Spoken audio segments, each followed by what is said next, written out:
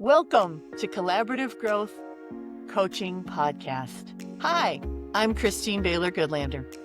And I'm Melanie Oliveri, and we're so glad you're here. This is a space for anyone who's ready to let go of what's holding them back, tap into their true potential, and create a life that feels meaningful and joyful. Growth does not happen alone. It's about connection, support, and taking steps that feel right for you. Each week, we'll explore ways to shift your mindset, find clarity, and take inspired action toward the life you really want. If you're ready to feel more confident, clear, and connected to your purpose, this podcast is for you. Let's walk this path together and discover the amazing possibilities waiting for you. Welcome to Collaborative Growth Coaching, where your next chapter begins. Hello, beautiful people. It's Christine from Collaborative Growth Coaching. And today, I want to talk with you about something that's important. And it's an important conversation to have during the holidays. And it's about navigating grief during this time of year. So whether it's your first holiday without a loved one, or it's been years and that ache still lingers, this episode is for you. So go ahead and pour yourself a cup of something warm. Settle in. And let's walk this path together.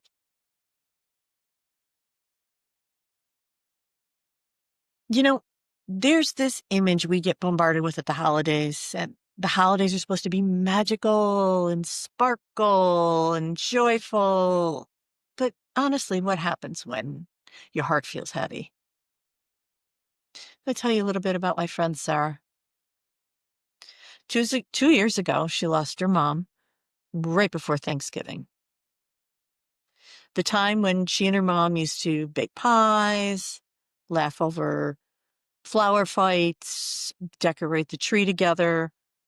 That year, she told me the Christmas lights felt almost blinding.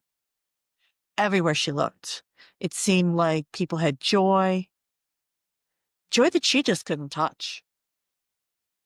So if that resonates with you, please know you're not alone. Grief during the holidays can feel especially sharp because everything around us seems to scream, be happy. Well, inside, you're longing, you're remembering, and maybe even aching. I know for myself, I lost my mother just before Easter one year. So Easter, well, everybody's thinking about bunnies and chocolates and hiding eggs and all the things. It's a time when I remember my mom and I think about the things that we did together as a family for the holidays.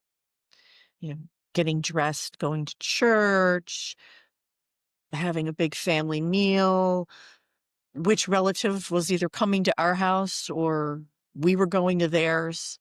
So it's all the things. It stirs up a lot of memories and they stir up nostalgia. So don't feel bad about thinking about all of that and those that you have loved and lost during the holidays. So the first gift that I want to give you is permission. I want to give you permission to feel exactly the way you feel. Sadness, anger, numbness, and even laughter. If it bottles up unexpectedly. You see, grief is not a straight line. It ebbs, it flows, and especially during the holidays when memories can come rushing in like tidal waves.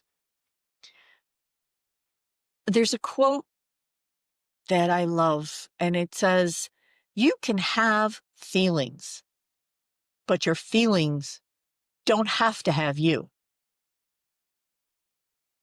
What this means? grief is natural. It's not something to ignore or push through. It's an act of love, a sign of how deeply you've cared. But we don't have to drown in it. It's possible to honor your grief and also invite in moments of peace. So let's take this even a little deeper. In the brave thinking tradition, we know this truth.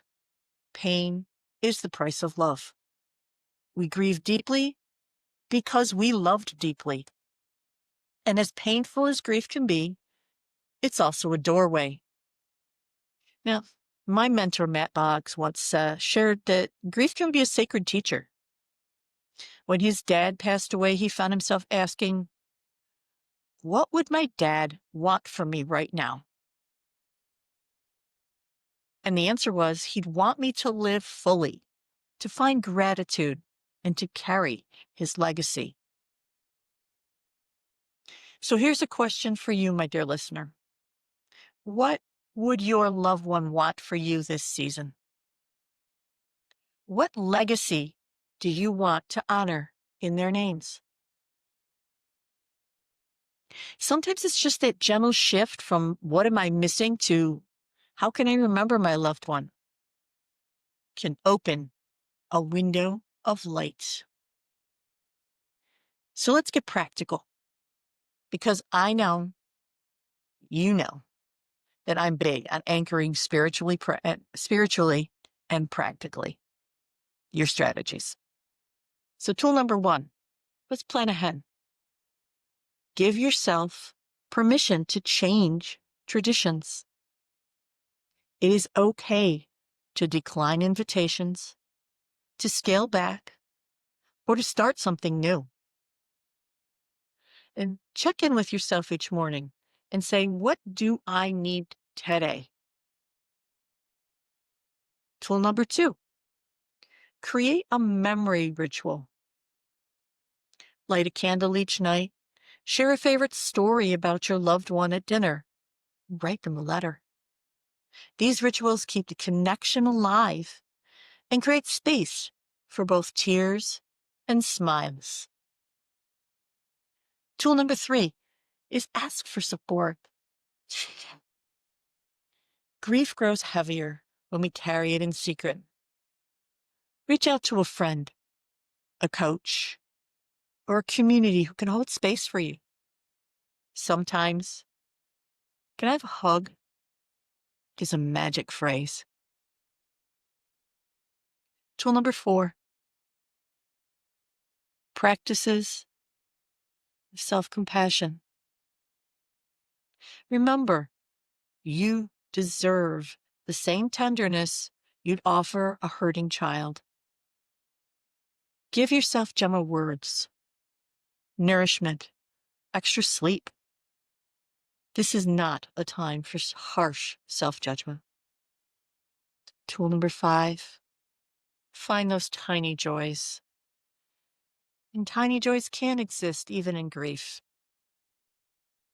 A cup of tea, some fresh air, the glimmer of a holiday light. When you notice just one small thing, some good thing each day, it creates a thread of hope.